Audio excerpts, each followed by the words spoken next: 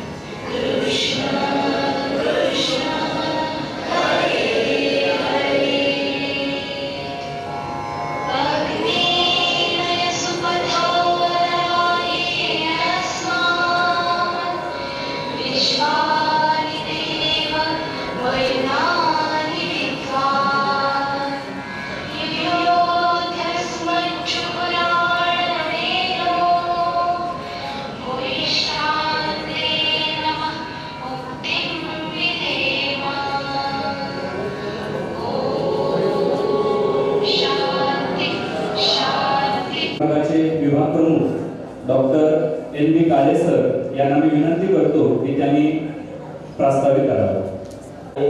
म्हणून मी महाविद्यालयाच्या वतीनं त्यांचं शब्दसुमनाने स्वागत करतो। त्याचबरोबर श्री स्वामी विवेकानंद शिक्षण संस्थेचे मराठवाडा विभाग प्रमुख डॉक्टर जयसिंगराव देशमुख सर हेही आज या ठिकाणी आवर्जून उपस्थित राहिले। त्यांचेही मार्गदर्शन आज आपल्याला लाभणार आहे। त्याचबरोबर या ठिकाणी आपल्या महाविद्यालयाचे प्राचार्य डॉक्टर जीवन पवार सर यांच्याच नियोजनानुसार हा कार्यक्रम या ठिकाणी आयोजित केलेला आहे। उद्योजक साक्षर याच्या अगोदर आपण पाहिलेलं आहे की आर्थिक साक्षरता, शिक्षण साक्षरता या सर्व गोष्टी आपण या अगोदर ऐकलेल्या आहेत, पण उद्योजक साक्षरता या गोष्टी या नव्याने आलेल्या आहेत। त्या उद्योजक साक्षरता उद्योजक समाजसेवा सुद्धा कसा करतो हे ते आपल्याला सांगणारच आहे। त्यांच्या मार्गदर्शनापासून आपल्याला मिळणारच आहे। त्याचबरोबर दुसरं सेशन आपण त्या ठिकाणी ठेवलेलं आहे। दुसऱ्या सेशनासाठी आपली थीम आहे role of entrepreneurship in Indian economy. भारतीय अर्थव्यवस्थेमध्ये उद्योजकांचा काय रोल आहे याच्यासाठी प्राध्यापक डॉक्टर सय्यद अजरुद्दीन व्यवस्थेमुळे किंवा अर्थव्यवस्थेमध्ये उद्योजकांची काय भूमिका आहे ते त्या ठिकाणी स्पष्ट करणार आहे। त्याचबरोबर आपण तिसरं सेशन ठेवले of youth entrepreneurship in 5 trillion US dollar. आता आपल्या भारताचे 5 ट्रिलियन US डॉलर ही इकॉनॉमीचं ध्येय या ठिकाणी आपल्या सरकारने ठेवलेलं आहे। ते गाठत असताना या ठिकाणी तरुण उद्योजकांची काय भूमिका असणार आहे, तरुण उद्योजक या ठिकाणी निर्माण होणं गरजेचं आहे। तेव्हाच आपल्याला हे टार्गेट आणि मॅनेजर हे तुम्हाला त्या ठिकाणी काय करणार आहे, मार्गदर्शन करणार आहे। अशा पद्धतीनं हा जे काही आपला आजच्या दिवसाचा कार्यक्रम आहे तो कार्यक्रम या ठिकाणी संपन्न होणार आहे। मी जास्त काही वेळ न घेता 5 मिनिटांमध्ये मी पिकांच्या पानावर किंवा गवताच्या पाट्यावर जर ते दवबिंदू पडले तर ते दवबिंदू त्या पिकांना जीवनदान देतात आणि कीटकांना ते काय करतात, जीवनदान देण्याचं काम करतात। म्हणजे ही चांगली प्रवृत्ती आपण या ठिकाणी स्वामी विवेकानंद शिक्षण संस्था कोल्हापूरच्या वतीनं बीबी ठोंबरे साहेब यांचं स्वागत करावं। बीबी ठोंबरे साहेब हे कुटुंब व्यक्तिमत्व सध्या चेअरमन आणि managing director natural sugar and oil industry limited म्हणून ते कार्य करत आहेत। सर यांनी करावं अशी मी त्यांना विनंती करतो। आपल्या संस्थेचे मराठवाडा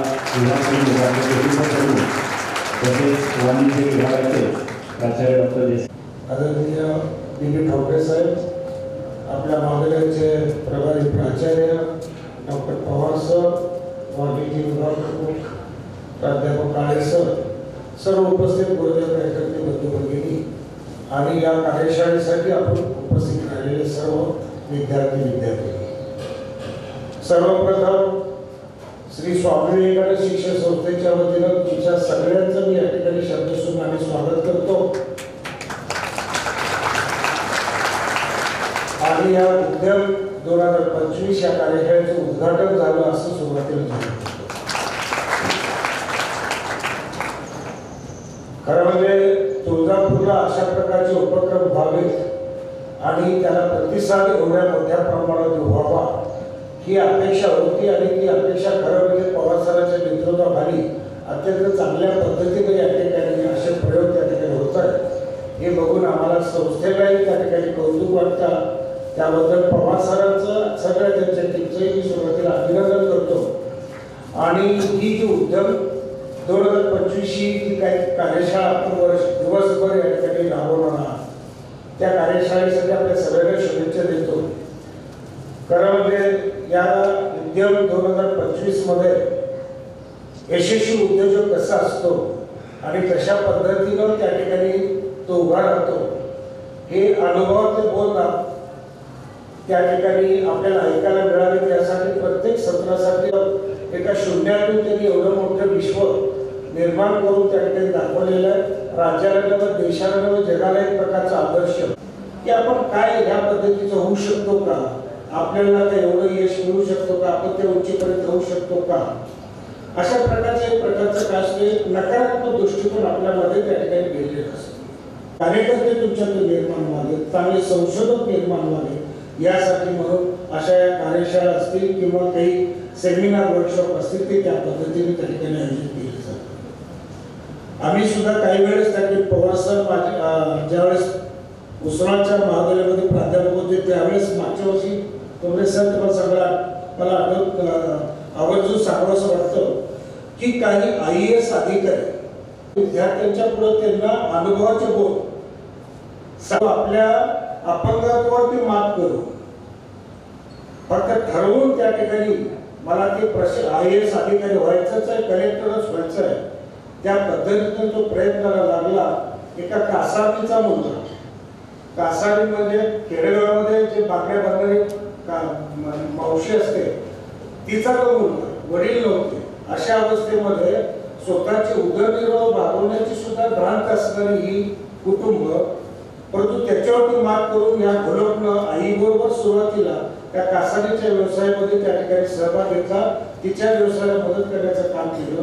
त्याच्यातून त्या ठिकाणी शिकायचंच आहे आणि आपल्याला अधिकारी व्हायचं ही प्रेरणा घेऊन त्या ठिकाणी आपल्या परिस्थितीवर मात करून फारसे काही आर्थिक स्थिती चांगली नसल्यामुळे प्राथमिक शिक्षण आपल्या गावामध्येच केलं, माध्यमिक शिक्षणासाठी बार्शीला आला, उच्च शिक्षणासाठी पुण्याला गेला, तिथं वाचनालयामध्ये काम करून ते मिळणाऱ्या उत्पन्नातून आपलं पोट भरायचं आणि त्याच वाचनालयात पुस्तकं वाचायची, अभ्यास करायचा, याच्या जोरावरती त्यांनी सुरुवातीला MPSCची तयारी केली, MPSCची परीक्षा दिली. आणि डॉक्टर साहेब सांगायला आनंद वाटतो की त्यांनी जे अनुभव सांगितला की MPSCच्या परीक्षेमध्ये पहिल्या अटेम्प्टमध्ये तो मुलगा पास झाला, सिलेक्शन झालं. आणि हे होत असताना आणि त्याची प्रोसिजर पुढची मेडिकल वगैरे ओरल वगैरे होईपर्यंत UPSCची परीक्षा त्यांनी अटेंड केली. आणि UPSCची परीक्षा दिला आणि नशीब इतकं बलवत्तर आणि प्रयत्न त्याच्या आणि चिकाटी एवढी चांगली होती की त्याच्या जोरावरती तो UPSC सुद्धा फर्स्ट अटेम्प्ट मध्ये सक्सेस झाला. आणि त्यानं मग नंतर पुन्हा MPSC थोडंसं बाजूला ठेवलं, UPSC स्वीकारलं आणि मेडिकल फिटनेस सगळं त्याचं झाल्यानंतर तो कलेक्टर म्हणून आज झारखंडमध्ये रांचीला एका चांगल्या ठिकाणी जिल्हाधिकारी म्हणून त्या ठिकाणी काम करतो. म्हणजे सांगायचं तात्पर्य काय की आपल्या आर्थिक परिस्थितीवरती मात करून सुद्धा आपण जे ठरवलं ते उद्देश आपण त्या ठिकाणी सफल करण्यासाठी प्रयत्न करण्यासाठी चिकाटीनं कामाला लागलो ना, यश नक्कीच मिळतं. या जगामध्ये असं कुठलाही गोष्ट नाही की ती अशक्य आहे, परंतु अशक्य गोष्टीला शक्य करण्यामध्ये रूपांतर करण्याची ताकद आपल्यामध्ये असली पाहिजे, तेवढी चिकाटी जिज्ञासा आपल्याकडे असली पाहिजे. म्हणून मी नेहमी म्हणत असतो की कुठल्याही जगामध्ये असा प्रश्न नाहीये की त्या प्रश्नाला उत्तर नाही आहे. प्रत्येक प्रश्न जन्माला येतो तो उत्तर घेऊनच येतो. त्याच्यामुळं ते उत्तर शोधण्याची ताकद आणि जिज्ञासा आपण त्या पद्धतीने जर बाळगली आणि त्या पद्धतीने आपण प्रयत्न करायला लागलो ना, यश नक्कीच मिळतं. म्हणून ही असे IAS अधिकारी तुमच्या पुढे आलेले आहेत. आपला धाराशिवचे जे माते दिवेगावकर म्हणजे जिल्ह्यात होते त्याची परिस्थिती जेवते मुक्त जगात शिक्षण झालेला तो सुद्धा आपल्या लातूर तालुक्यातला, म्हणजे जवळची तुम्हाला माणसं सांगतो. तर ही माणसं त्या त्या क्षेत्रामध्ये उभा राहिलेली आहे. चिकाटीनं त्यांनी ते यश मिळवलेलं, त्या पद्धतीने ते यशस्वी झालेले. तसेच आपले आजचे प्रमुख वक्ते आता बीज भाषेत तुम्हाला त्यांच्या मुखातून ऐकायला मिळणार आहे. ठोंबरे साहेब सुद्धा एका सर्वसामान्य कुटुंबातून आले, पण तो एक एवढा मोठा आदर्श त्यांनी आज सगळ्या देशापुढे जगापुढे त्या ठिकाणी निर्माण करून दिलेलं आहे. हे तुमचं भाग्य आहे. त्यांचं तुम्हाला दर्शन होते आणि त्यांच्या अनुभवाचे बोल तुम्हाला ऐकायला मिळणार आहे. त्याच्यातून फक्त एक बोल ऐकून घेऊन किंवा मार्गदर्शन ऐकून घेऊन फक्त जाऊ नका, त्या मार्गदर्शनाप्रमाणे कुठेतरी प्रयत्न करण्याचा प्रयत्न करा. चांगले उद्योजक बनण्यासाठी त्या ठिकाणी चिकाटीने प्रयत्न करा आणि त्याच्यातून यशस्वी उद्योजक त्याच्यातून काय काय गोष्टी मिळणार शिवचिंतन मी त्या ठिकाणी सुरुवातीला देतो आणि त्या पद्धतीने तुम्ही करा, वाटचाल तुमची ठेवा, अशा प्रकारची अपेक्षा ठेवतो. आणि शेवटी श्री स्वामी विवेकानंद शिक्षण संस्थेच्या वतीनं सराबद्दल तुळजाभवानी महाविद्यालयाच्या वतीनं सरांचा या ठिकाणी सन्मान होतोय. सगळ्यांनी टाळ्यांच्या गजरामध्ये करायचं मी BB ठोंबरे सर, जीवन पवार सरांना विनंती करतो त्यांनी सरांचा सत्कार करावा. महाराष्ट्र राज्य उच्च व तंत्र शिक्षण विभाग व महाराष्ट्र माहिती तंत्रज्ञान सहाय्यक केंद्र यांच्या मार्फत राज्यस्तरीय करिअर कटा पुरस्कार सरांना प्राप्त झाल्याबद्दल महाविद्यालयाच्या वतीनं सरांचा सन्मान होतोय. खूप खूप अभिनंदन सर. त्यावेळेस आम्हाला उद्योजकता या BCom फर्स्ट इयरला आपल्या काही महत्त्वाच्या उद्योजकांचे चरित्र अभ्यासाला होते. त्याच्यामध्ये बिल गेट्स, धीरूभाई अंबानी, बद्रीनारायण बारवाले, मधुकरांना मुळे यांच्याबरोबर म्हणजे बिल गेट्स आणि धीरूभाई अंबानी बरोबर आम्हाला BB ठोंबरे यांचं चरित्र पण अभ्यासक्रमाला होतं. त्यावेळेस पासून म्हणजे तब्बल 25 वर्षापासून सरांचा सहवास सर प्रत्यक्षात आमच्या सोबत समोर नसताना सुद्धा आम्हाला लाभतोय. आणि पुन्हा एकदा योगायोगानं 25 वर्षानंतर पुन्हा BCom प्रथम वर्षाच्या विद्यार्थ्यांना सरांच्या मार्गदर्शनाचा लाभ या ठिकाणी मिळतोय. तर मी सरांना विनंती करतो ठोंबरे सरांना की त्यांनी आपल्या बीज भाषणाला कीनोट स्पीकरला सुरुवात करावी. आज तुळजाभवानीच्या दरबारामध्ये स्वामी विवेकानंद शिक्षण संस्थेच्या तुळजाभवानी महाविद्यालयाच्या प्रांगणामध्ये मला आपल्या समोर माझे विचार मांडण्याची संधी दिली त्याबद्दल प्रथमतः कॉलेजचे प्राचार्य संयोजक यांचा मी ऋण व्यक्त करतो।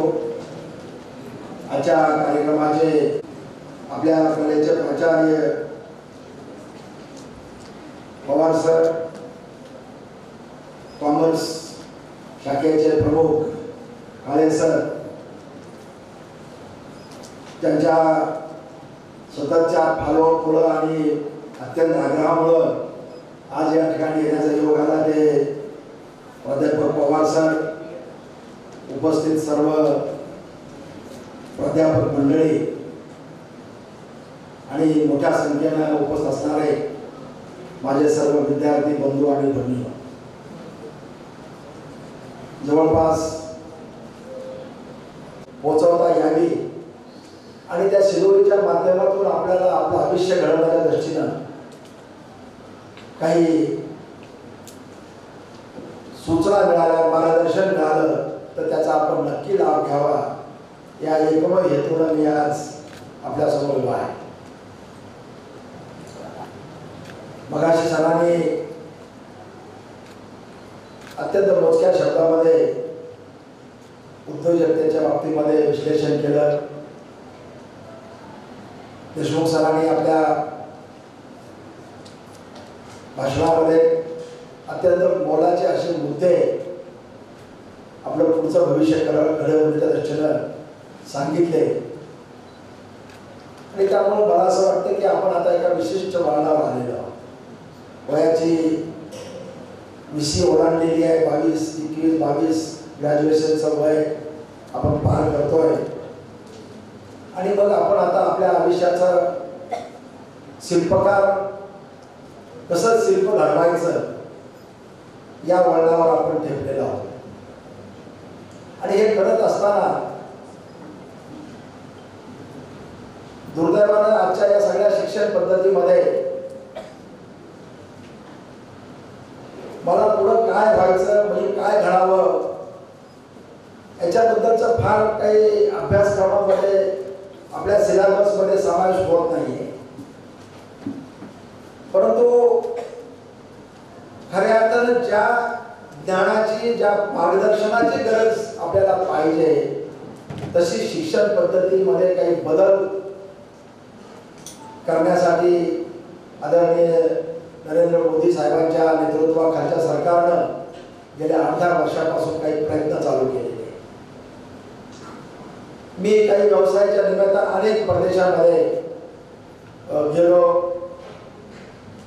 जर्मनी असेल, अमेरिका असेल, इंग्लंड असेल आणि गेल्यानंतर एक जिज्ञासा म्हणून, उत्सुकता म्हणून त्या ठिकाणची शिक्षण पद्धती काय आहे, त्या ठिकाणचा विद्यार्थी कसा घडतो, त्या ठिकाणचा उद्योजक कसा निर्माण होतो याचा कानोसा घेण्याचा, अभ्यास करण्याचा मी सातत्याने प्रयत्न केला आणि त्यामध्ये लक्षात आलं की हे सर्व पाश्चिमात्य देशांमध्ये शिक्षण पद्धती आणि आपली शिक्षण पद्धतीमध्ये आमूलाग्र बदल आहे। त्या ठिकाणची शिक्षण पद्धती ही व्यवसायाभिमुख आणि त्या विद्यार्थ्याची साधारणपणे 18 वर्षाची वय झाल्यानंतर त्याला स्वतःचं करिअर घडवण्याचं स्वातंत्र्य त्या शिक्षण पद्धतीमध्ये दिलं जातं। आपल्या पॅटर्न प्रमाणे साधारणपणे 12वी नंतर तो विद्यार्थी आपल्याला पुढे काय व्हायचं त्याचं ध्येय निश्चित करतो आणि त्या ध्येय निश्चितीनुसार तो मार्ग आपला अवलंबतो आणि प्रामुख्यानं त्या 12वी नंतरचं जे काही शिक्षण आहे ते 4 भिंतीमधलं आणि सिलेबसच्या पुस्तकामधलं शिक्षणापेक्षा त्या ठिकाणी व्यावसायिक शिक्षणाला प्रचंड असं प्राधान्य दिले। आपण जर पाहिलं की ग्रॅज्युएशन आणि पोस्ट ग्रॅज्युएशनची संख्या अमेरिका किंवा युरोपियन कंट्रीपेक्षा भारतामध्ये प्रचंड मोठ्या प्रमाणामध्ये, त्या देशामध्ये तुम्हाला फार पोस्ट ग्रॅज्युएट्स किंवा ग्रॅज्युएटची संख्या दिसणार नाही हे जनरल एज्युकेशनच्या बाबतीमध्ये, परंतु त्या ठिकाणी स्किल डेव्हलपमेंटच्या माध्यमातून, वेगवेगळे तंत्र शिक्षणाच्या माध्यमातून प्रचंड मोठ्या प्रमाणामध्ये ते विद्यार्थी 12वी नंतरचं शिक्षण म्हणजे शॉर्ट ड्युरेशनचं शिक्षण घेऊन त्या ठिकाणी आपलं करिअर घडवतात आणि त्या माध्यमातून खऱ्या अर्थानं त्यांच्या आयुष्याला सुरुवात होते. आणि म्हणून या पाश्चिमात्य देशातल्या शिक्षण पद्धतीचा मुख्य गाभा म्हणजे व्यावसायिक शिक्षण, समाजाभिमुख शिक्षण आणि स्वतः विद्यार्थ्याला स्वतःचं करिअर घडवण्याच्या संधी उपलब्ध करून देण्याचं शिक्षण मला असं वाटतं की या नवीन शिक्षण पद्धतीमध्ये आता सरकारने स्वीकारलेलं आहे. म्हणजे यापूर्वी आपलं असं होतं की मला कॉमर्स ग्रॅज्युएट तर मी झालो, पण मला पॅरलली लॉ करायचा असेल किंवा एखादा अर्थशास्त्राचा पदवीधर व्हायचा असेल तर मला ते 4 वर्ष बीकॉम केल्यानंतरच पुन्हा एंट्री मिळायची. पण मला वाटतं आता नवीन शिक्षण, मी लातूरची एक राजर्षी शिक्षण संस्था आहे, शाहू कॉलेज आपण ऐकलं असेल, त्या शिक्षण संस्थेचा मी विश्वस्त ट्रस्टी आहे आणि त्यामुळं कॉलेजमध्ये नेहमी मला जाण्याचा योग येतो. अनेक इंजिनिअरिंग कॉलेज असतील, पॉलिटेक्निक कॉलेज असतील, अशा ठिकाणी काही त्यांच्या टेक्निकल सेमिनारमध्ये जाण्याचा येतो आणि मी त्या ठिकाणी विद्यार्थ्यांना एकच सांगतो की बाबांनो, आयुष्यामध्ये आपल्या 2 हाताला 2 हात आणि टिचभर पोट याची भ्रांत भागवण्यासाठी आयुष्यभर सगळं एवढं अमूल्य असं आयुष्य मिळालेलं आहे ते वेचू नका. आपल्या 2 हाताबरोबर आपल्या आजूबाजूच्या, आपल्या समाजातल्या, आपल्या सहकार्याच्या 10 हातांना बरोबर घेऊन ते 10 हात आणि त्यांची तिसभर पोट भरण्यासाठी जर काही करता आलं तर ते करा. आणि ते करण्याचं भाग्य ते फक्त आणि फक्त उद्योजक या व्यक्तीला लाभते. आज आपण पाहतोय की देशाच्या एकूण जडणघडणीमध्ये आपण वाणिज्य शाखेचे विद्यार्थी आहात. देशाचा जो विकासाचा निर्देशांक आहे, आपण त्याला GDP म्हणतो, त्या विकासाच्या निर्देशांकामध्ये या उद्योजकांचा जो वाटा आहे तो वाटा जवळपास 72 ते 75% वाटा या उद्योग व्यवसाय या माध्यमातून आलेला आहे. आणि मग हा उद्योजक नुसतं राष्ट्रीय उत्पन्न वाढवतो असं नाही, तर खऱ्या अर्थाने एम्प्लॉयमेंट जनरेशन असेल, संपत्ती निर्मिती असेल, हे सारं श्रेय त्या उद्योजकतेच्या माध्यमातून, या उद्योजकाच्या माध्यमातून निर्माण होतं. आणि म्हणून उद्योजक हा एक घटक, मगाशी काळे सरांनी सांगितलं की उद्योजकाचे जे काही 3 तंत्रज्ञान उपलब्ध नव्हतं, त्या तंत्रज्ञानासाठी हजारो मैल परदेशातून ते तंत्रज्ञान उपलब्ध करावं लागायचं. मी या उद्योजकतेच्या निमित्ताने नेहमी एक उदाहरण आपल्यासमोर मांडतो की धीरूभाई अंबानीचं नाव आपण ऐकलं असेल. आता सरांनी सांगितलं, म्हणजे धीरूभाई अंबानीचं पुस्तक किती लोकांनी वाचलं मला माहित नाही. असं आपल्या लायब्ररीमध्ये आहे का? किती लोकांनी वाचलं धीरूभाई अंबानीला? वाचण्यात आलं कोणाच्या? मला आवर्जून तुम्हाला सांगायचंय, सर 10-5 पुस्तकं आपल्या लायब्ररीमध्ये ठेवा आणि धीरूभाई अंबानीचं छोटंसं पुस्तक आहे 100 पानाचं, ते पुस्तक आपण अवश्य वाचा. उद्योजक काय असतो, उद्योजक कसा घडतो आणि उद्योजक काय करू शकतो याचं मूर्तिमंत उदाहरण म्हणजे धीरूभाई अंबानी. 1955-56 मध्ये धीरूभाई अंबानी मॅट्रिकला नापास झाले.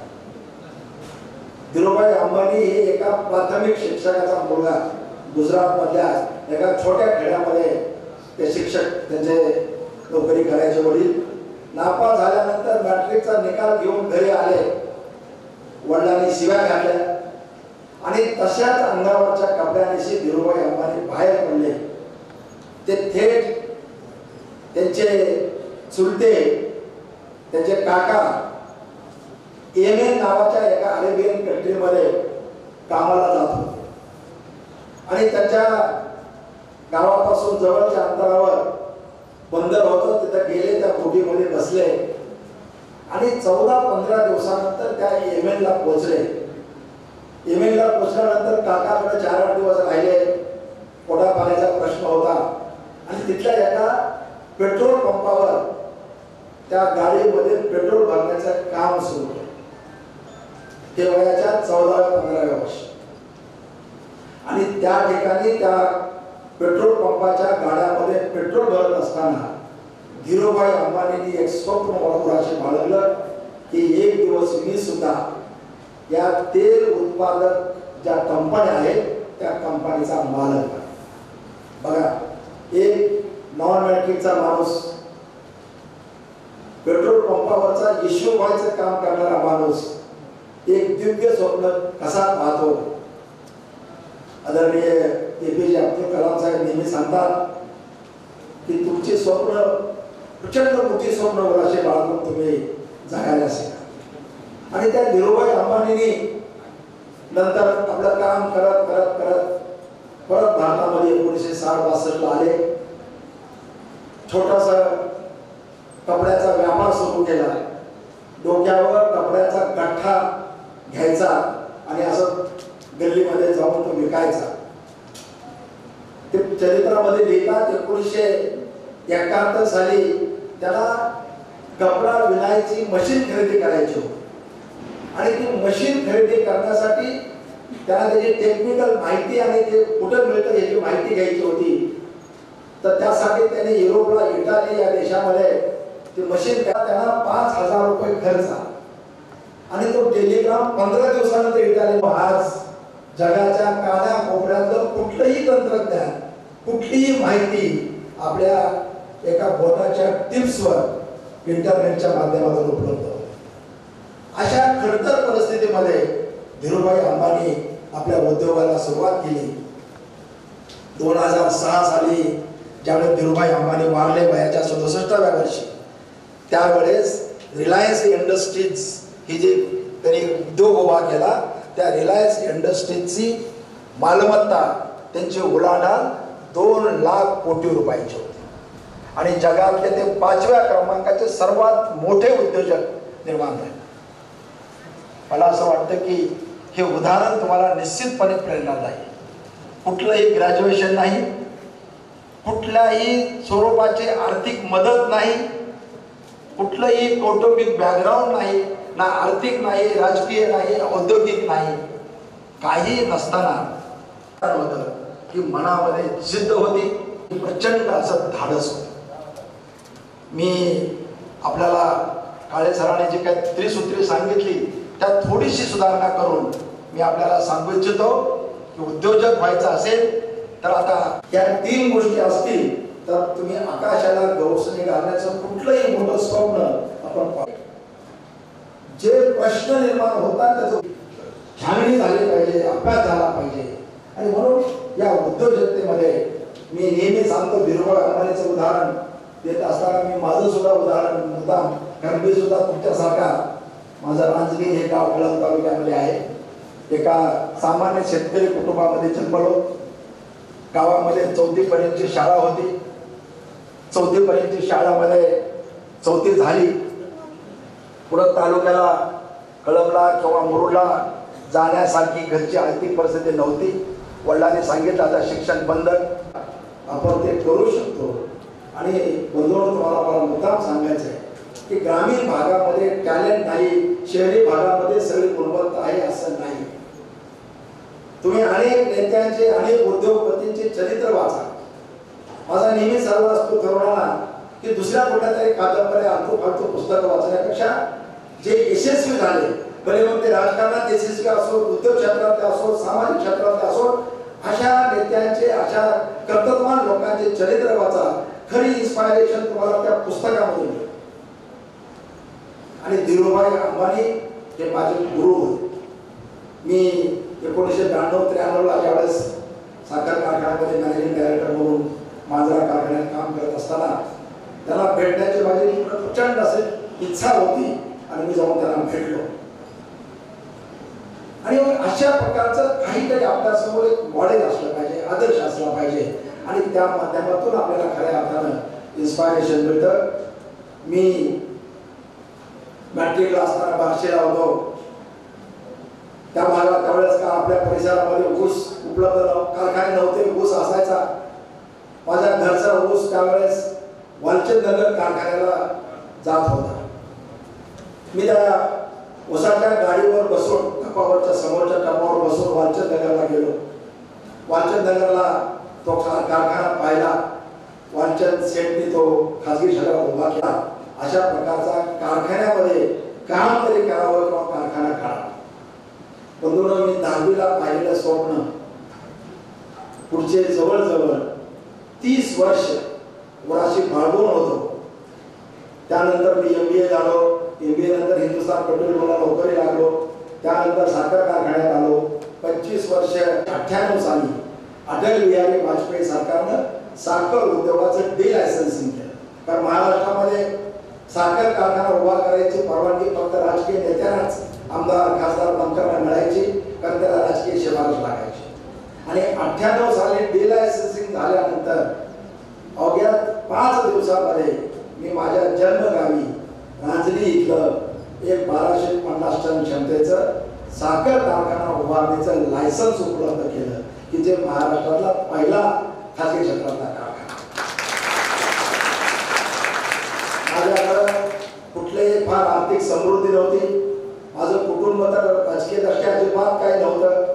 तरी सुद्धा एक मनाची जिद्द होती, तळमळ होती आणि उरासी एक स्वप्न होतं की माझ्या ग्रामीण भागामध्ये, माझ्या गावासाठी, माझ्या माणसासाठी आपण काहीतरी केलं पाहिजे. आपल्या शिक्षणाचा, आपल्या समाजासाठी, आपल्या मातेसाठी काही उपयोग झाला पाहिजे. आणि या प्रेरणेतून मी वयाच्या 49व्या वर्षी अत्यंत चांगली आरामाची नोकरी, मॅनेजिंग डायरेक्टरची, बंगला, गाडी, सगळं ऐश्वर्य सोडून एक कारखाना उभारण्याचं स्वप्न युवराज बाळगलं ते सत्यात आणण्यासाठी सुरुवात केली. 2000 साली हा छोटासा कारखाना सर्व सभासद शेतकऱ्यांनी मदत केली.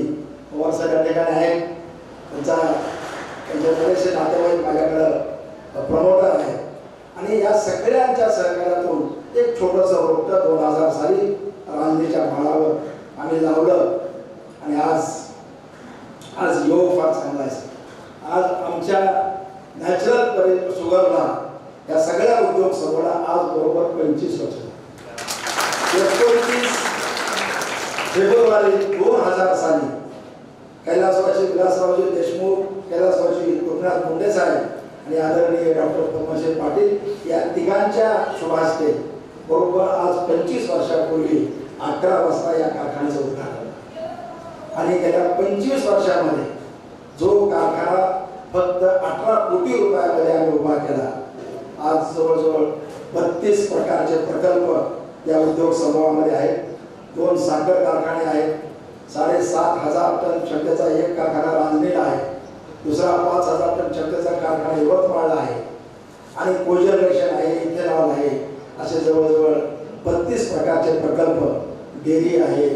असे वेगवेगळ्या माध्यमातून त्या परिसरामधला जवळजवळ 1,50,000 कुटुंब आज या नॅचरल पॉईंटमध्ये लाभधारक आहेत, बेनिफिशियरी आहेत. आणि त्यांच्या 31 माणसं, आता तुम्हाला मंडळींना बॅलन्स शीट आणि टर्नओव्हर सगळी संकल्पना माहीत आहे. 1250 कोटी रुपयाचा वार्षिक टर्नओव्हर आता या नॅचरल उद्योग समूहाचा आहे. त्या उद्योग समूहामध्ये 1750 कायम कर्मचारी काम करतात आणि जवळजवळ 12,500 एक कॅज्युअल आणि शेत मजूर, डेली मजूर अशा स्वरूपाचं काम करतात. आणि म्हणून एक प्रचंड मोठं समाधान त्यामधून लागतं की आपण आपल्या मातेसाठी, आपल्या माणसासाठी, आपल्या परिसराच्या विकासासाठी आपण काहीतरी करू शकतो. खरं म्हणजे मी माझं सगळं हे काही सांगायची आवश्यकता नव्हती, पण तुम्हाला फक्त एकच सांगायचं होतं की मी 4थी नंतरचं शिक्षण घेऊ शकत नव्हतो. इतक्या आर्थिक वाईट परिस्थितीतून सुद्धा एक चांगला उद्योजक बनू शकलो. आणि ते बनत असताना कुठल्याही स्वरूपाचं पाठबळ, आर्थिक, राजकीय, कौटुंबिक काही नसताना आपण करू शकतो. आणि म्हणून तुम्हाला मुद्दाम सांगायचं आहे, 2000 साली महाराष्ट्रातला पहिला खासगी साखर कारखाना नॅचरल उभा राहिला. महाराष्ट्रामध्ये अनेक प्रतिमा आहेत की जे पुढे आहे साखर कारखाना काम एवढं सोपं आहे. माझ्याकडे अनेक खासदार, आमदार, उद्योजक, IAS ऑफिसर भेटायला आले. आणि ते सगळं पाहिलं आणि त्यांच्या मनामध्ये सुद्धा हे स्फुल्लिंग स्पार्क झालं. अरे ठोंबरे सारखा सामान्य माणूस कारखान्यात काढू शकतो, मग आपल्याला का सांगणार. आणि आज महाराष्ट्रामध्ये खाजगी क्षेत्रामध्ये 133 कारखाने उभे आहेत. आमच्या या महाराष्ट्रात खाजगी कारखान्याची एक संघटना आहे, West Indian sugar mill association. त्या असोसिएशनचा गेली 15 वर्ष मी महाराष्ट्राचा अध्यक्ष आहे. आणि त्या माध्यमातून म्हणजे जे काही केलं त्यामधून एक स्फूर्ती घेऊन, त्यामधून एक प्रेरणा घेऊन अनेक महाराष्ट्रामधल्या जे साखर कारखान्यामध्ये चीफ इंजिनियर होते, MD होते, अशा लोकांनी साखर कारखाने उभारले. म्हणून धीरूभाई अंबानी असतील, माझ्यासारखा सामान्य एखादा खेड्यातला मुलगा असेल, ते हे करू शकतो. ते करू शकण्यामागची जी मोठी शक्ती आहे. कारण आज आपण बघतोय, मी तुम्हाला सांगतो, ज्यावेळेस मी रांजणीला सर कारखाना उभा केला, उभारणी चालू झाली, त्या काळामध्ये मोबाईल एवढं प्रसिद्ध नव्हतं, टेलिफोनची लाईन मिळत नव्हती. म्हणजे टेलिफोन करायला मला मुरुडा यावं लागायचं. म्हणजे इतक्या म्हणजे इन्फ्रास्ट्रक्चर कुठले उपलब्ध नव्हतं. 6 महिने राष्ट्रीयकृत बँका लाईन लावून मागे लागतात की आमचं कर्ज घ्या, आमचं कर्ज घ्या. ही सारी जी विकासाची म्हणा, उद्योजकतेतली जी यशस्वीतेची जी उदाहरण आहे, त्या मागची जी मुख्य प्रेरणा जी आहे ते आपण कष्ट करण्याची तयारी पाहिजे, जिद्द पाहिजे, तळमळ पाहिजे, धाडस पाहिजे. आणि त्या सगळ्याबरोबर एक गोष्ट फार महत्त्वाची आहे की समाजाबद्दलची जाणीव निर्माण झाली. आमचं 4 Ds, इंग्रजीमधले 4 Ds, त्यामध्ये discipline, devotion, dedication and determination, या 4 सूत्रावर हा संपूर्ण परिवार आमचा घडलेला आहे.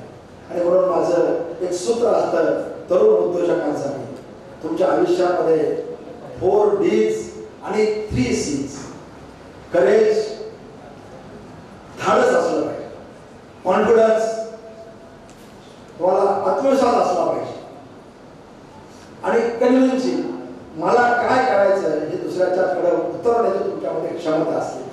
मला असं वाटतं की त्याच्या आयुष्यामध्ये 4 Ds आणि 3 C जर तुम्ही आत्मसात केल्या तर तुम्हाला जगाच्या पाठीवरची कुठलीही शक्ती एक आदर्श उद्योजक होण्यापासून निश्चितपणे वंचित राहणार नाही. आणि त्याच माध्यमातून मला आज आपल्याकडे एक अपेक्षा आहे की आज एवढा मोठा कार्यक्रम कॉलेजच्या माध्यमातून अवलंबला, जसा या रांजणीच्या माळावर एखादं रोपटं लावण्यासाठी मला प्रेरणा मिळाली, तशीच प्रेरणा आपल्या माध्यमातून किमान एक 10-5 जरी उद्योजक आपण झाला तर मला असं वाटतं की या सर्व कार्यक्रमाचं श्रेय होईल. अनेक संधी आहेत म्हणून आता जगाच्या या संपूर्ण वाटचालीमध्ये आणि पर्यावरणाच्या बाबतीमध्ये जे प्रश्न निर्माण झालेले आहेत ते आपण पाहत आहे. तुम्ही निर्माण झाले, एक आहे अन्न आणि दुसरी आहे ऊर्जा. आपण बघतोय जगामध्ये एक 2 गट निर्माण झाले. विकसित राष्ट्र हे आता फक्त ऊर्जेच्या पाठीमागे आहे. म्हणजे America, Iran, Russia, Ukraine, Israel, Palestinian हे सगळे जे युद्ध चालू आहे ते जे आपण पाहताय ते फक्त आणि फक्त त्यांच्याकडे असणाऱ्या ऊर्जाचे साठे, म्हणजे तेल साठे असतील, खनिज साठे असतील, हे आपल्या ताब्यामध्ये कसे राहतील अशा पद्धतीची धोरणं जगामध्ये चालू आहे. आणि दुसऱ्या बाजूला जे अविकसित राष्ट्र आहेत, प्रामुख्याने आफ्रिकन कंट्रीज आहेत, या आफ्रिकन कंट्रीमध्ये आज घडीला सुद्धा 40% भूकबळी आहे. आणि म्हणून मध्यंतरी दावोसला वगैरे आपले मंत्री महोदय गेले, त्या ठिकाणी उद्योजक नवीन उद्योजक येतात, तर त्या दावोसच्या कॉन्फरन्समध्ये एक मोठा गट, आफ्रिकन कंट्रीमधला मोठा गट त्या ठिकाणी येऊन आंदोलन करत होता की पहिल्यांदा आमची भूक भागवा, जे अन्न उपलब्ध आहे ते अन्न आम्हाला द्या.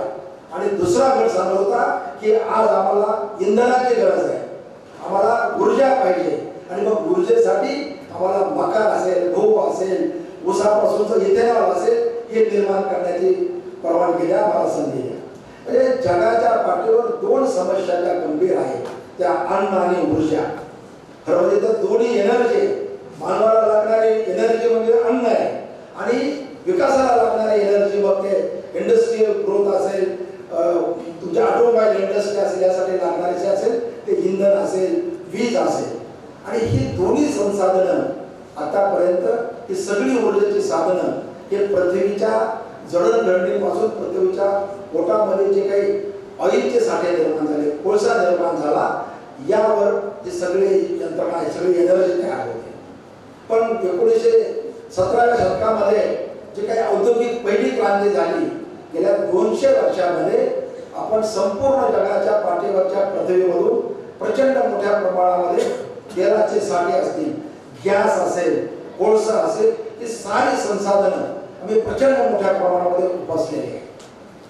2012-13 मध्ये अमेरिकेमध्ये एक आंतरराष्ट्रीय एनर्जी कॉन्फरन्स झाली होती ऊर्जा संदर्भात. आणि त्या कॉन्फरन्समध्ये जगातल्या शास्त्रज्ञांनी मतं मांडली होती की जर याच वेगाने आपण पृथ्वीच्या पोटामध्ये तेल, कोळसा, सगळी खनिजं जर काढत गेलो तर पुढं काय? कारण ही सगळी खनिजं जी आहेत हे पृथ्वीच्या जडणघडणीमध्ये तयार झालेले साठे आहेत, ते आज ना उद्या ते संपणार आहे, ते पुनर्निर्मित नाही, रिन्युएबल नाही आहे. आणि मग त्या ठिकाणी सर्व शास्त्रज्ञांनी याबद्दलचं भाकीत केलं की पुढच्या 50 वर्षामध्ये याच वेगानं जर औद्योगिकरण होत राहिलं तर आज संपूर्ण साठे संपून जातील आणि संपूर्ण जग हे ऊर्जेच्या स्रोतामुळं थंड पडेल, बंद पडेल. आणि मग त्यासाठी काय केलं पाहिजे?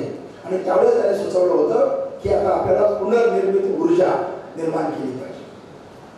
आणि ही पुनर्निर्मित ऊर्जा, रिन्युएबल एनर्जी, ही रिन्युएबल एनर्जी जी आहे ही फक्त आणि फक्त आपल्या शेतीमधल्या पिकापासून निर्माण होणार आहे. आज तुम्ही पाहताय, तुम्ही जे पेट्रोल वापरता तुमच्या बाईकला, त्यामध्ये 20% इथेनॉल मिश्रण केलेलं आहे. आणि हे 20% इथेनॉल ऊसाच्या रसापासून, कारखान्यातल्या मळीपासून तयार होत आहे. आज जो काही गॅस आहे, सीएनजीचा गॅस, तो सीएनजीचा गॅस खाणीमधून येतोय, पण त्याला पर्याय म्हणून आपल्या कारखान्यामध्ये जे सांडपाणी आहे त्या सांडपाण्यापासून आपण सीएनजी तयार करतो. महाराष्ट्रातला पहिला प्लॅन्ट आपण अंजनीला नॅचरल शुगरमध्ये टाकला आणि आपण पाहिलं असेल उस्मानाबादच्या धाराशिवच्या तिथं एक आपला नॅचरलचा गॅसचा पंप चालू आहे. ऊर्जा जी आहे हे ऊर्जा कोळशाच्या माध्यमातून या थर्मल पॉवर स्टेशनमध्ये तयार होते. ती ऊर्जा सुद्धा त्याला पर्याय म्हणून आता कारखान्यामध्ये जो भुस्सा निघतो त्या भुस्स्यापासून आपण वीज निर्माण करतो आणि ती वीज आपण एमएससीबीला देतो. आणि अशा प्रकारची ऊर्जा निर्मितीची संसाधनं ही आता शेतीच्या माध्यमातून निर्माण होणार आहे.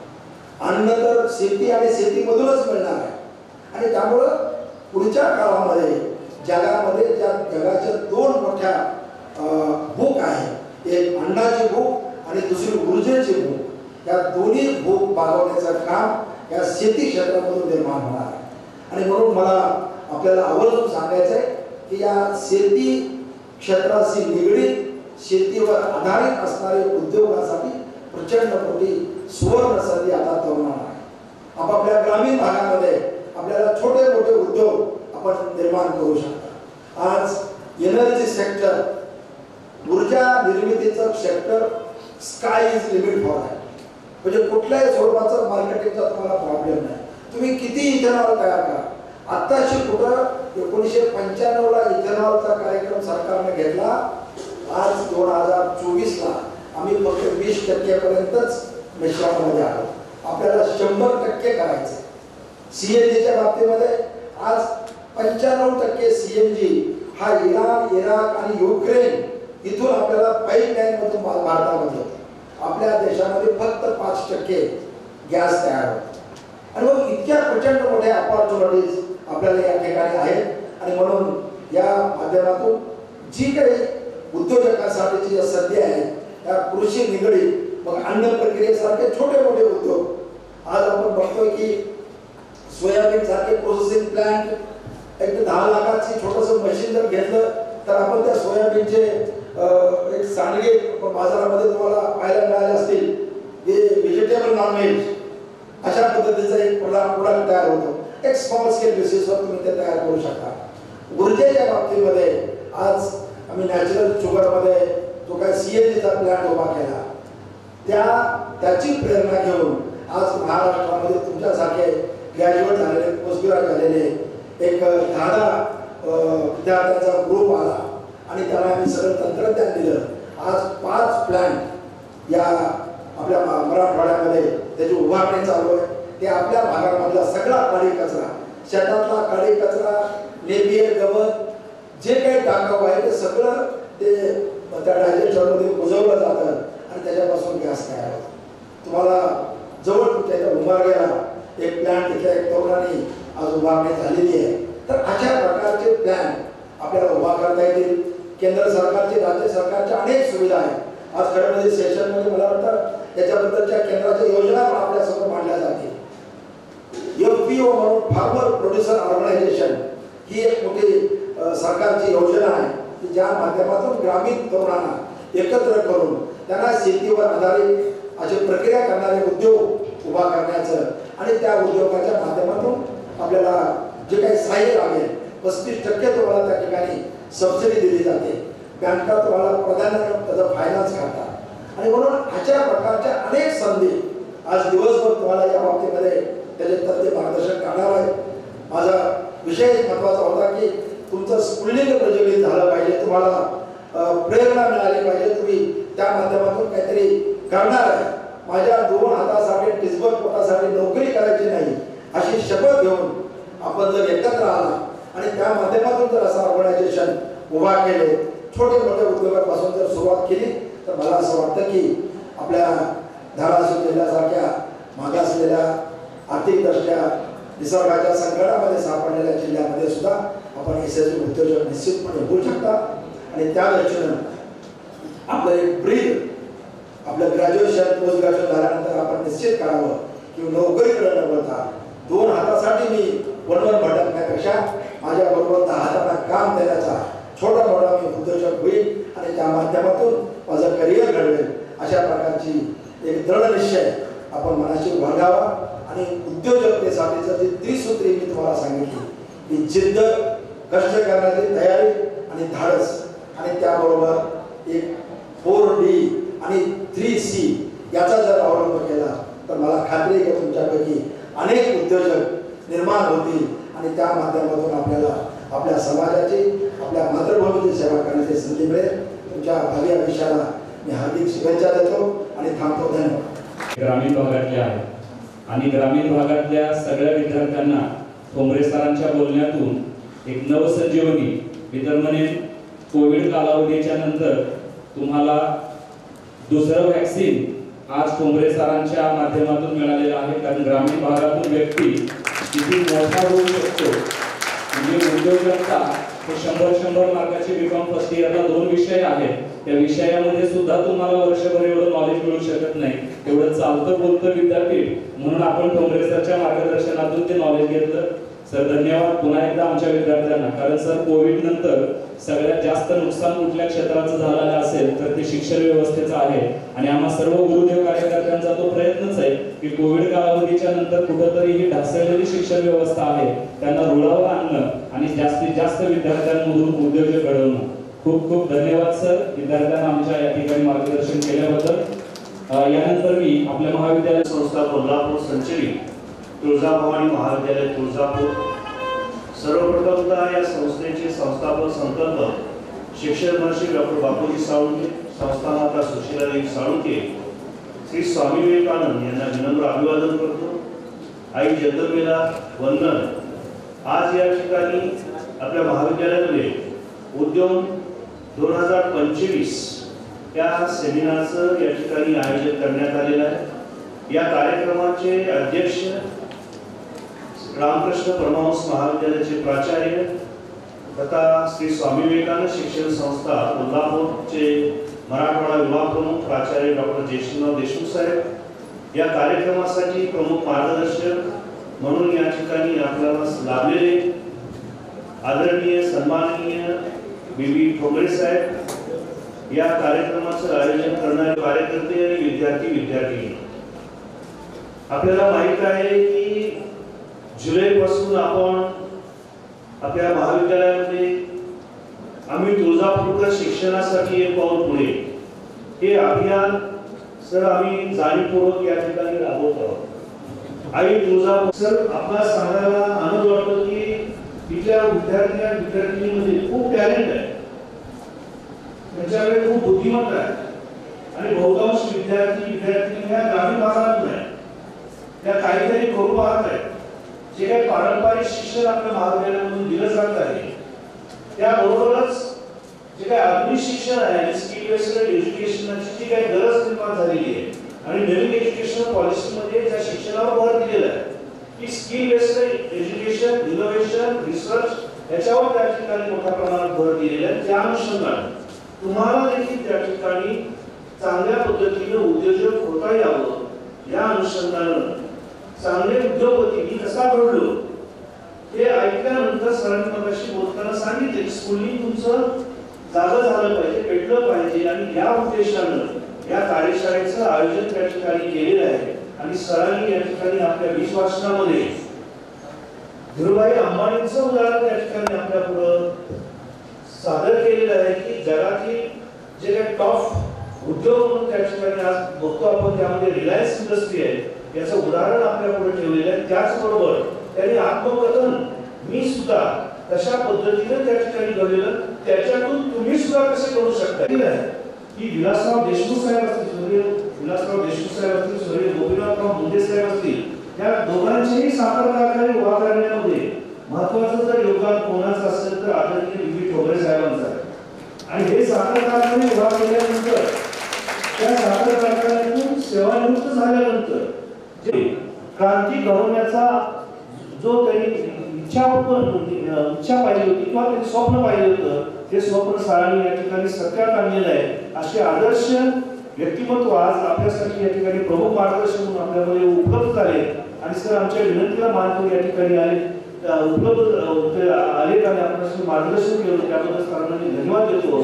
आणि सरांनी सांगितलेल्या व्याख्यानामधून माझी खास इच्छा आहे त्यासाठीच या सेमिनारचं आयोजन केलेलं आहे। तुमच्यापैकी 5-10 जर त्या ठिकाणी उद्योजक या तुळजापूर परिसरामध्ये येत्या कालखंडामध्ये जर त्या ठिकाणी आणि ते करण्यासाठी म्हणून सरांनी 4D आणि 3C सांगितले, डेडिकेशन आणि कन्व्हिन्सिंग पॉवर या त्या ठिकाणी सरांनी सांगितलेल्या त्या तुम्ही आचरणात आणा, त्याच्या संदर्भामध्ये विचारमंथन करा तुमच्या डोक्यामध्ये। मी तर म्हणतो आपल्या ग्रामीण भाषेमध्ये त्याचं रवंत करा आणि हे रवंत केल्यानंतर त्याच्यातून ऑटोमॅटिक तुमच्यामधून चांगले उद्योजक त्या ठिकाणी निश्चितपणाने त्या ठिकाणी उभे राहतील।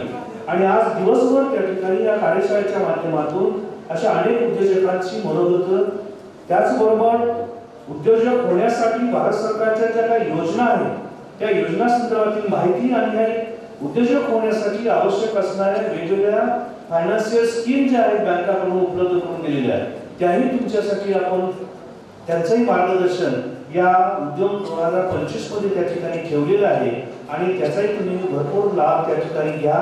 आणि तुम्ही या सेमिनारमधून ज्यावेळेस बाहेर गेलो काँग्रेस साहेबांनी सुद्धा स्वप्न त्या ठिकाणी पाहिलं आणि त्यांच्या बोलण्याचा तो सार्थच होता की 2 हातासाठी दुसरं पोटासाठी नाही करायचं तर अनेकांचे हात आपल्याला या ठिकाणी सक्षम करावायचे आणि सामाजिक बांधिलकी जोपासून आपल्याला हे करायचं आहे। माझ्यासाठी नाही जगायचं, इतर माझ्यासाठी जगेलच, परंतु इतरांसाठी मला सुद्धा काहीतरी करायचं आहे, तेव्हाच माझं जीवन हे सार्थकी लागलं जाईल।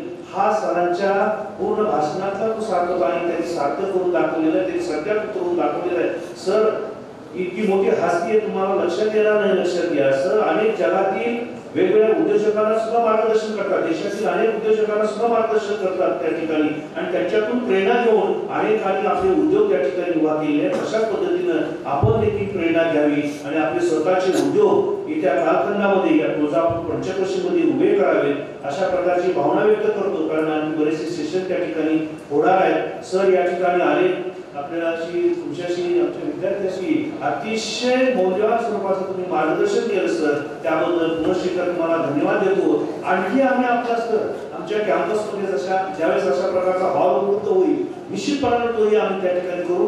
आपण जर भेट दिली असेल तर मी आल्यापासून बरीचशी विकास कामं प्रकारचा ऑडिटोरियम हॉल आपल्या विद्यार्थ्यांसाठी आपल्या कॅम्पसमध्ये असावा, तो निश्चितपणाने आपण त्या ठिकाणी लवकरच उभा करणार आहोत. आणि त्या परिसरामध्ये सरांना आपण आवर्जून परत एकदा आपण त्या ठिकाणी बोलवणार आहोत. परंतु सरांना बोलवेपर्यंत माझी एक अपेक्षा राहील, तुमच्यामधून कोणीतरी एखादं स्टार्टअप एखादं छोटंसं युनिट त्या ठिकाणी उभा करावं. तुम्ही पुढे या, तुम्हाला लागणारं मार्गदर्शन वगैरे काय हे गुरुदेव कार्यक्रम आम्ही सगळं उपलब्ध करून देऊ तुम्हाला. आणि तुम्ही थोडी हिंमत धरा, जिद्द धरा आणि चांगल्या पद्धतीने आपले उद्योग त्या ठिकाणी उभा करा. आपल्या आईवडिलांनी जे पाहिलेलं स्वप्न आहे ते स्वप्न सत्यात उतरण्यासाठी तुम्ही त्या ठिकाणी पुढे आलं पाहिजे आणि तुम्ही या, अशा प्रकारची आशा या ठिकाणी बाळगतो. परत एकदा सरांनी आपलं इथे येऊन आपला मौल्यवान वेळ देऊन, सरांचं शेड्यूल बिझी आहे तरी देखील या ठिकाणी आले आणि आपल्याशी पुस्तक साधलं तरी आपले अनुभव शेअर केले, त्याबद्दल सरांना धन्यवाद देतो. आणि मी माझे 2 शब्द थांबवतो.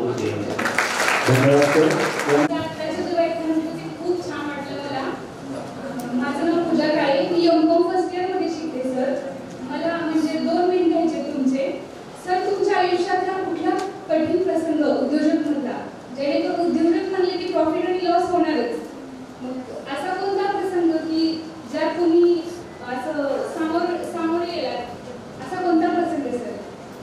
आणि उद्योजक होण्यासाठी अशी कोणती स्किल डेव्हलप केले पाहिजे? मला उद्योजक व्हायचं असेल तर केलंच गोष्टी. पूर्वी आम्हाला उद्योजक व्हायचं होतं त्यावेळेस तर प्रचंड अडचणी होत्या, आर्थिक होत्या, ज्ञानाच्या होत्या, तंत्रज्ञानाच्या होत्या. पण आता ते काही राहिलेले नाही. त्यामुळं आता उद्योजक होण्यासाठी फक्त 3च गोष्टी ज्या की मी तुम्हाला सांगितल्या.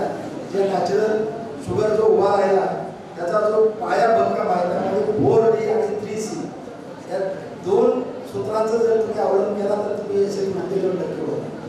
पहिला जो प्रश्न आहे आणि बँकांची दारं ठोठावणं, हा सगळ्यात क्लिष्ट विषय.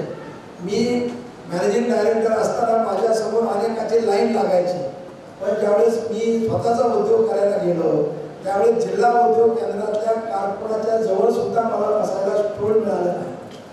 4-4 तास मी त्या गेटच्या बाहेर त्याची वाट बघत बसलो.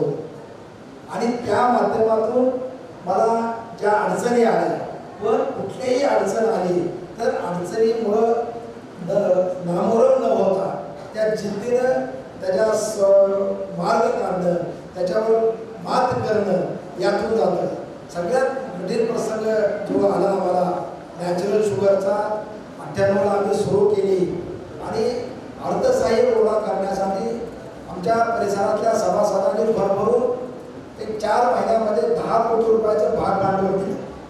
प्रकल्प होता 18 कोटीचा आणि 8 कोटी रुपयाचं बँकेचं कर्ज उपलब्ध करायचं. पण कुठलीही बँक कर्ज द्यायला तयार झाली नाही. जवळजवळ महाराष्ट्रातल्या 40 बँकांना 6 महिने मी त्यांचे उमरे झिजवत होतो, कुठली बँक तयार झाली नाही. आणि शेवटी नाउमेद व्हायची पाळी आली. अर्धवट बांधकाम झालं, फाउंडेशन झालं आणि पुढची मशिनरीसाठी अर्थसहाय्य नव्हतं. आणि मग अशा परिस्थितीमध्ये शेवटी ज्या कारखान्यामध्ये मी काम केलो तर अध्यक्ष गोपीनाथराव मुंडे साहेब होते, तर त्यांना जाऊन मी शेवटी विनंती केली की मला कुठली बँक अर्थसहाय्य करत नाही. आणि मग मुंडे साहेबांनी काही त्यांच्या संघ परिवारातल्या बँकांना बोलवलं आणि त्या बँकांना सांगितलं की तुम्ही ठोंबरेला 1-1 कोटी रुपयाचं कर्ज मंजूर करा. आणि त्या कर्जाला वैयक्तिक गोपीनाथ मुंडे साहेब जामीनदार झाले. आणि म्हणून मला म्हटलं आज कोटी रुपये कर्ज उपलब्ध करताना माझी पत नव्हती, क्रेडेन्शियल्स नव्हते आणि त्यामुळं ते कर्ज उपलब्ध होत नव्हतं. त्या काळामध्ये 15% व्याजानं कर्ज उपलब्ध झालं. आज आम्हाला 350 कोटी रुपयाचं कर्ज बँका मागं लावून देतात, 8% व्याजानं द्यायला तयार आहे. म्हणजे पत आपले निर्माण झाले की मागं लागतात. परंतु पत निर्माण होईपर्यंत किंवा आपलं ध्येय पूर्ण होईपर्यंत कितीही संकट आले तरी नामहरम झालं नाही पाहिजे, सतत त्याचा पाठपुरावा केला पाहिजे, हेच त्यामधून शिकलो. मी पण तुमच्या बाजूचे कॉलेजचं ग्रॅज्युएशन होईपर्यंत मी मागचा की काहीतरी विचार की बोलता येईल का नाही, नाही बोललं तर काय होईल.